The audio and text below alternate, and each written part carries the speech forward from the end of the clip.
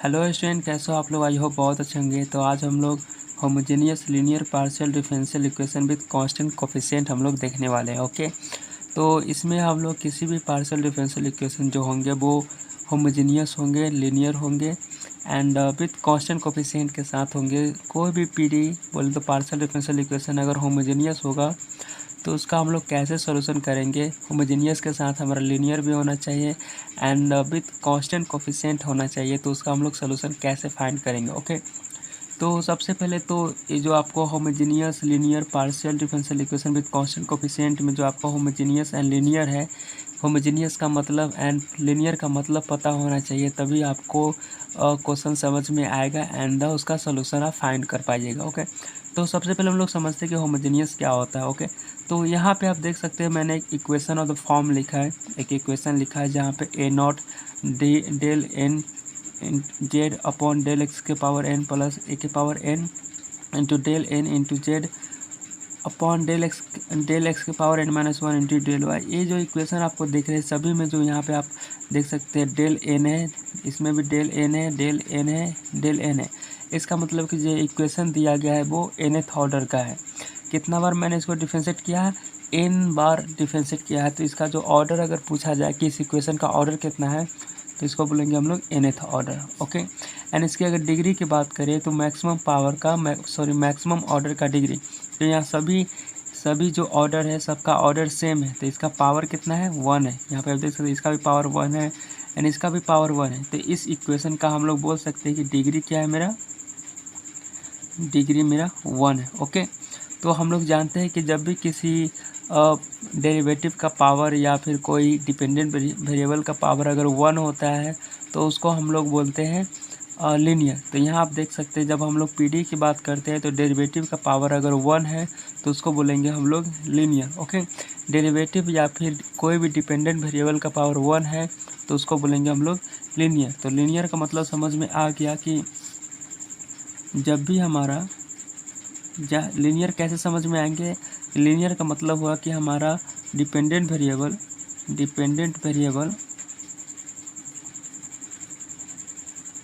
And dependent variable का derivative. यहाँ पे डेरिवेटिव किसका मैं बोल रहा हूँ, डिपेंडेंट वेरिएबल का डेरिवेटिव। अगर दोनों का पावर अगर 1 है बोले तो डिग्री अगर 1 है तो इसको बोलेंगे हम लोग लीनियर। ओके, एंड साथ में डिपेंडेंट वेरिएबल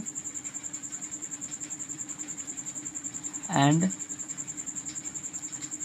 डेरिवेटिव, इसका derivative dependent variable and it's derivative product में नहीं होना चाहिए। प्रोडक्ट बोले तो मल्टीप्लिकेशन में नहीं होना चाहिए। अगर मल्टीप्लिकेशन में है तो उसको हम लोग बोलेंगे नॉन लीनियर एंड मल्टीप्लिकेशन में नहीं है तो उसको बोलेंगे linear. Dependent variable and derivative का मतलब क्या होता है पहले मैं वो बताता हूँ, तभी तो आपको लीनियर समझ में आएगा।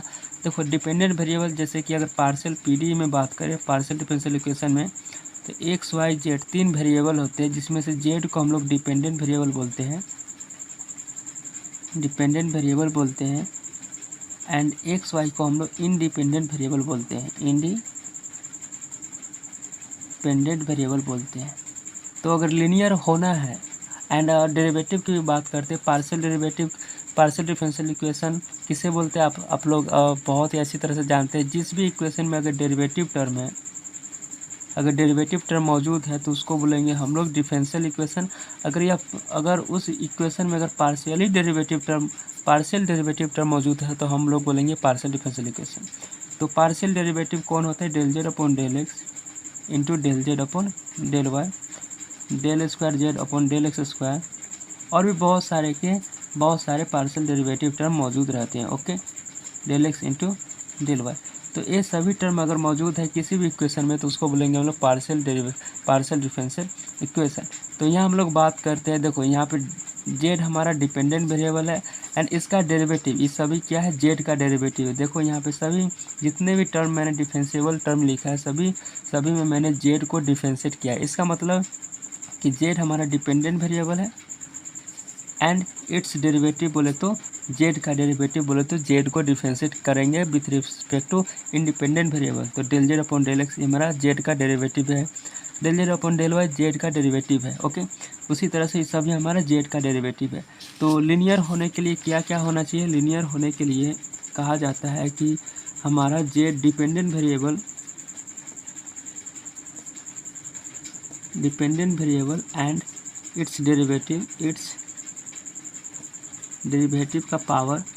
का पावर या फिर डिग्री क्या होना चाहिए? 1 होना चाहिए। अगर dependent variable and it's derivative बोले तो इसका अगर पावर 1 है, इसका पावर अगर 1 है, या सेकेंड ऑर्डर का हो या फिर फर्स्ट ऑर्डर का हो या फिर कोई भी ऑर्डर का हो, अगर इसका पावर या डिग्री 1 है, इसको हम लोग पावर या डिग्री बोलते हैं, इसको भी पावर अगर डिग्री बोलते हैं, अगर 1 है तो उसको बोलेंगे लीनियर। ओके, एंड जैसे example Z plus del Z upon del X बराबर एक्स, तो यहाँ आप देख सकते हैं जेड का भी पावर 1 है एंड इसका भी पावर 1 है, तो इसको बोलेंगे हम लोग लीनियर। यहाँ पे आप देख सकते हैं कि दोनों प्लस में है, एडिशन है, दोनों को जोड़ा गया है। अगर यही दोनों अगर मल्टीप्लिकेशन में हो जाते Z into del Z upon del X, अगर इस टर्म ऐसा कुछ टर्म अगर उसमें रहता तो इसको बोलेंगे हम लोग नॉन लीनियर। ओके, तो लीनियर होने के लिए डिपेंडेंट वेरिएबल एंड उसका डेरिवेटिव मल्टीप्लिकेशन में नहीं होना चाहिए। अगर कहीं भी मल्टीप्लिकेशन में है तो उसको हम लोग बोलेंगे नॉन लीनियर इक्वेशन। ओके, तो लीनियर का मतलब समझ में आ गया होगा, आई होप, बहुत ही अच्छे से। एंड नाउ अब हम लोग बात करते हैं होमोजीनियस का मतलब क्या होता है। होमोजीनियस का मतलब होता है कि जिस भी इक्वेशन में जितने भी डेरिवेटिव वाले टर्म है, किसी भी इक्वेशन में जितने भी डेरिवेटिव वाले टर्म है, अगर उसका ऑर्डर सेम है तो उसको हम लोग बोलेंगे होमोजीनियस इक्वेशन। जैसे यहाँ पे आप देख सकते हैं कि इस इक्वेशन को मैंने लिखा है, इसमें जितने भी डेरिवेटिव वाले टर्म है उसको मैंने कितने ऑर्डर तक डिफरेंशिएट किया है? nth ऑर्डर तक मैंने डिफरेंशिएट किया है। सभी का जो ऑर्डर है सेम है, इसका मतलब कि ये मेरा होमोजीनियस इक्वेशन है। एंड सेकेंड, इसका पावर भी, सभी डेरिवेटिव का पावर हमारा 1 है, इसका मतलब कि ये मेरा लीनियर भी है। एंड नाउ यहाँ पे कांस्टेंट कोफिशिएंट जो लिखा हुआ है, कांस्टेंट कोफिशिएंट का मतलब है कि जो डेरिवेटिव का जो कोफिशिएंट है ये मेरा क्या होना चाहिए? कांस्टेंट होना चाहिए। कोई भी हमारा किसी भी एक्स या वाई का फंक्शन नहीं होना चाहिए। ओके, यह मेरा कोई कांस्टेंट होना चाहिए। तो यहाँ पे जैसे मैंने लिखा है कि इक्वेशन ऑफ द फॉर्म में a0 an a2 sorry a1 है, a1 a2 a3 dot dot dot an, ये सब मेरा क्या है? कांस्टेंट है। नाउ ये मेरा डेरिवेटिव टर्म है, ये भी मेरा डेरिवेटिव टर्म है। मैंने कितने बार डेरिवेट किया है? सभी डेरिवेटिव को nth ऑर्डर तक मैंने डेरिवेट किया है। ओके, डिफरेंशिएट किया है। इसका मतलब है कि सभी का ऑर्डर क्या है? मेरा सेम है, इसलिए इसको बोलेंगे हम लोग होमोजीनियस इक्वेशन। नाउ हम लोग एग्जाम्पल से समझते हैं और भी अच्छे से। तो मैं यहाँ पे एग्जाम्पल की बात करूँ, del square Z upon del X square minus del square Z into del X into del Y minus 6 del square Z into del Y square. तो यहाँ पे आप देख सकते हैं कि इस इक्वेशन में, ये जो भी इक्वेशन है, इस इक्वेशन को पहचानने का तरीका है कि कौन सा इक्वेशन है, इसको कैसे पहचानेंगे। देखो यहाँ पे सबसे पहले बात कि जितने भी डेरिवेटिव टर्म है वो 2 बार डिफरेंशिएट किया गया है। तो इसका अगर हम ऑर्डर की बात करें तो सभी का सबसे पहले तो ऑर्डर की बात करें तो सेकेंड ऑर्डर है। एंड जितने भी टर्म है सभी का ऑर्डर कितना है? सेम है, सभी का ऑर्डर सेकेंड है। इसका मतलब सभी का ऑर्डर क्या है? सेम है, इसलिए इसको बोलेंगे हम लोग होमोजीनियस। आप यहाँ देख सकते हैं 2 है बोले तो 2 बार मैंने सभी टर्म को डिफरेंशिएट किया। इसका मतलब है कि ऑर्डर सेम है, इसका मतलब होमोजीनियस है। होमोजीनियस क्यों है? क्योंकि ऑर्डर हमारा सभी का सेम है, प्रत्येक डेरिवेटिव टर्म का ऑर्डर सेम है, तो इसको बोलेंगे हम लोग होमोजीनियस। नाउ अब लीनियर है या नहीं, देखो इस डेरिवेटिव का पावर, इसका भी डेरिवेटिव का पावर एंड इसका भी डेरिवेटिव का पावर 1 है, इसका मतलब है कि मेरा लीनियर है। क्यों लीनियर है? क्योंकि डेरिवेटिव का पावर क्या है? 1 है, इसलिए मेरा ये क्या है? लीनियर है। या फिर किसी भी अगर डिपेंडेंट वेरिएबल भी होता है तो डिपेंडेंट वेरिएबल का पावर अगर 1 होता तो उसको लीनियर बोलेंगे, अगर 1 नहीं रहता तो उसको हम लोग नॉन लीनियर कहेंगे। ओके, और भी एग्जांपल्स हम लोग देखेंगे।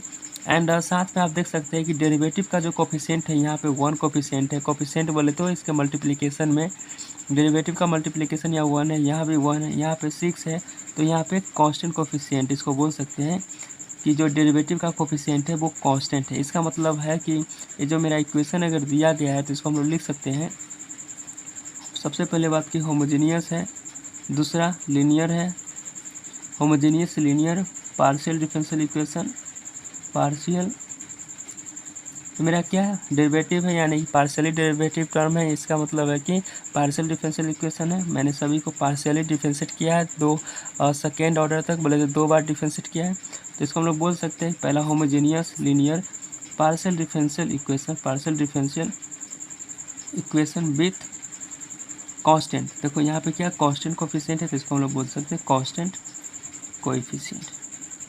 तो आई होप आपको क्वेश्चन समझना आ गया होगा। कोई भी क्वेश्चन को देखकर आप कैसे समझ सकते हैं कि कौन क्वेश्चन होमोजेनियस है। होमोजेनियस होने के लिए जितने भी डेरिवेटिव वाले टर्म हैं उसका ऑर्डर सेम होना चाहिए। लीनियर होने के लिए किसी भी डिपेंडेंट एंड डेरिवेटिव का पावर 1 होना चाहिए, and dependent variable and derivative कभी भी मल्टीप्लिकेशन में नहीं होना चाहिए। दूसरा पार्शियल डिफरेंशियल इक्वेशन, आप तो समझते ही होंगे कि पार्शियल डिफरेंशियल इक्वेशन किसको बोलेंगे। अगर पार्शियल डेरिवेटिव टर्म है, पार्शियल डेरिवेटिव मौजूद है तो partial differential equation with constant coefficient. तो कांस्टेंट कोफिशिएंट में आपको समझ में आ गया होगा कि अगर डेरिवेटिव का कोफिशिएंट बोले तो मल्टीप्लिकेशन में, जैसे और भी एग्जांपल्स में बताता हूँ कि 3x², तो x² का कोफिशिएंट कितना है यहाँ पे, x² का कोफिशिएंट 3 है, क्योंकि x² का मल्टीप्लिकेशन में 3 है ना। उसी तरह से अगर सपोज 9xa है, तो यहाँ पे अगर a का कोफिशिएंट की बात करें, a का कोएफिशिएंट की बात करें तो 9x है, जो मेरा कांस्टेंट नहीं है, एक वेरिएबल है, एक वेरिएबल कोफिशिएंट है। ओके, तो कोफिशिएंट का मतलब कि जिस भी टर्म का कोफिशिएंट अगर निकालना है तो वो मेरा मल्टीप्लिकेशन वाला होता है। जैसे a यहाँ किसके साथ मल्टीप्लिकेशन में 9x, तो a का कोफिशिएंट 9x है। यहाँ x² किसके साथ मल्टीप्लिकेशन में 3 के साथ, तो यहाँ 3 मेरा कोफिशिएंट है। तो यहाँ पे 3 जो है कांस्टेंट कोफिशिएंट है, 9x मेरा एक आर्बिट्ररी कांस्टेंट है जो किसका फंक्शन है, x का फंक्शन है। ओके, जो वेरिएबल है। तो ना और भी हम लोग एग्जांपल से समझते हैं, जैसे कि जिससे आपको क्वेश्चन समझने में और आसानी हो जाए। एग्जांपल से जैसे 4 del2z upon del(x²) minus 12 del2z upon del(x) into del(y) plus 9 del2y del2z upon del(y) बराबर 0। यहाँ भी आप देख सकते हैं कि जितने भी डेरिवेटिव टर्म है, पार्शियल डेरिवेटिव टर्म है, सभी का ऑर्डर क्या है, ऑर्डर मेरा सेम है।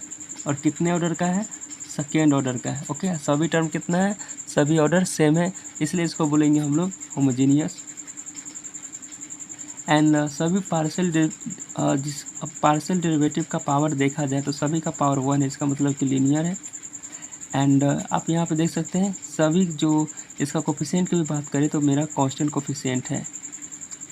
जब कांस्टेंट कोफिशिएंट है तो नाउ हम लोग कैसे इसको सोल्व करेंगे, इस तरह के क्वेश्चन को, वो हम लोग देखते हैं। हम लोग क्वेश्चन सोल्व करने से पहले हम लोग ये पहचानना सीखेंगे कि कौन सा क्वेश्चन हम लोग को बनाना है। तो अभी हम लोग जो क्वेश्चन की बात करें वो मेरा कोई भी क्वेश्चन जो होना चाहिए, पहले कि होमोजीनियस होना चाहिए, दूसरा लीनियर होना चाहिए, एंड पीडी तो होना चाहिए, एंड विथ कांस्टेंट कोफिशिएंट के साथ होना चाहिए, विथ कांस्टेंट कोफिशिएंट से रिलेटेड है। तो अगर यहाँ फर्स्ट क्वेश्चन की बात करें तो देखो, सबसे पहले हम लोग होमोजीनियस है या नहीं है वो हम लोग चेक कर लेते हैं। तो पहला question second order A B है, सेकेंड ऑर्डर ए बी है, जितने भी टर्म है डेरिवेटिव वाले अगर ऑर्डर सेम है तो उसको बोलेंगे होमोजीनियस। तो यहाँ भी देख सकते हैं डेरिवेटिव वाला टर्म 3 गो है, अगर तीनों का ऑर्डर सेम है तो उसको बोलेंगे होमोजीनियस। तो यहाँ आप देख सकते हैं तीनों का ऑर्डर सेम है तो होमोजीनियस है। दूसरा लीनियर होने के लिए जो मैंने कंडीशन दिया है कि डेरिवेटिव का पावर 1 होना चाहिए, या फिर एंड डिपेंडेंट वेरिएबल का भी पावर, यहाँ पे डिपेंडेंट वेरिएबल कौन है, जेड है, तो जेड का भी पावर 1 होना चाहिए। एंड दूसरा कंडीशन क्या था, तीसरा कि dependent variable and derivative multiplication में नहीं होना चाहिए।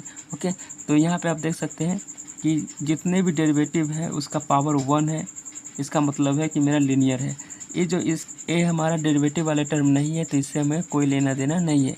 इस इक्वेशन को हम लोग होमोजीनियस कहेंगे क्योंकि सभी का पावर क्या है, जितने भी डेरिवेटिव टर्म है सभी का ऑर्डर सेम है, इसलिए होमोजीनियस कहेंगे। एंड लीनियर है क्योंकि सभी का पावर कितना है, 1 है।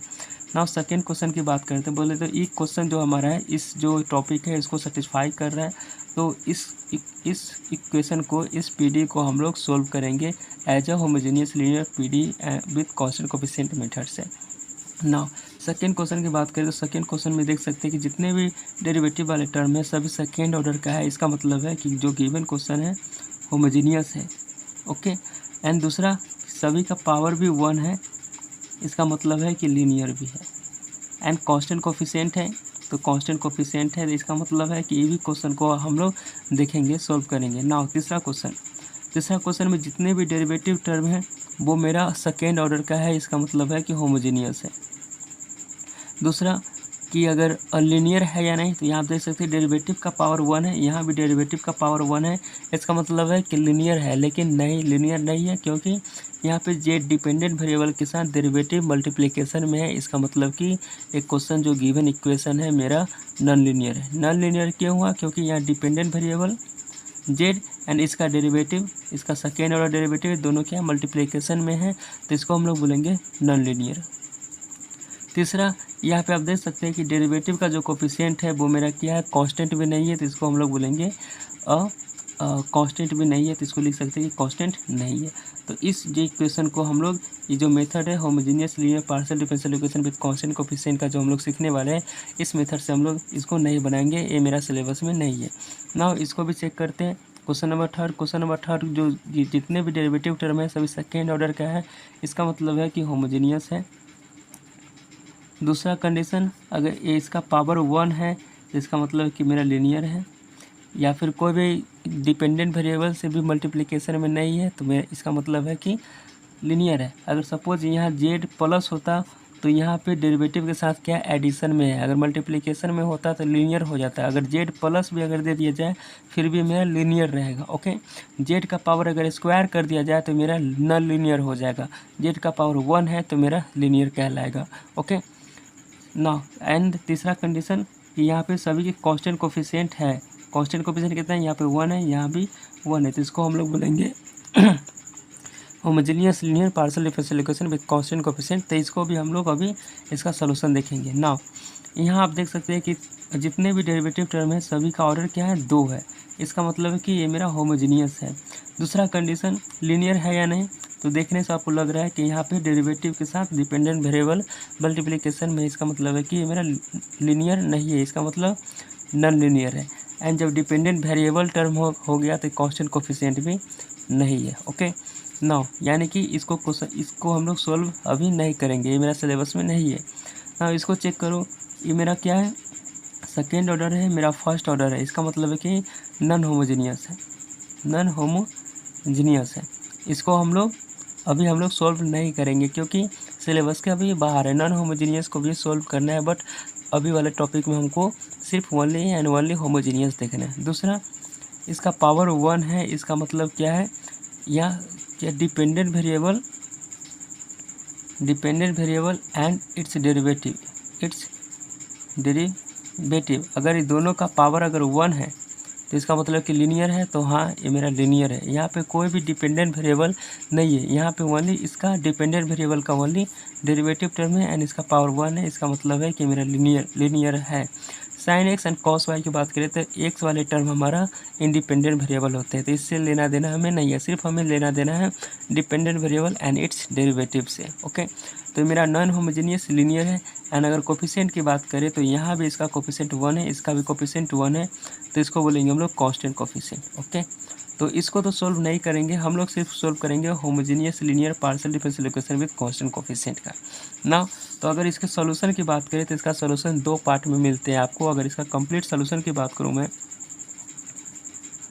जब भी अगर homogeneous linear partial differential equation with constant coefficient से रिलेटेड अगर आपको क्वेश्चन मिलेगा तो इसका कंप्लीट सॉल्यूशन किसी भी पीडी का बोले तो homogeneous linear partial differential equation with constant coefficient से रिलेटेड क्वेश्चन का जो कंप्लीट सॉल्यूशन होंगे वो 2 पार्ट में आएंगे। पहला CF निकालने के लिए होगा एंड दूसरा PI निकालने के लिए होगा, यानी कि कंप्लीट सॉल्यूशन बराबर CF प्लस PI। CF को हम लोग बोलते हैं complementary function, complementary function, and PI को बोलते हैं हम लोग पार्टिकुलर इंटीग्रल। ओके, तो जब भी हम लोग homogeneous partial differential equation with constant coefficient का सॉल्यूशन देखेंगे तो हम लोग 2 टर्म की बात करेंगे, complementary function and particular integral का। ओके, तो नाउ अब हम लोग इसका सॉल्यूशन देखते हैं कि कैसे हम लोग complementary function and particular integral निकालेंगे एंड देन उसका कंप्लीट सोल्यूशन कैसे लिखते हैं।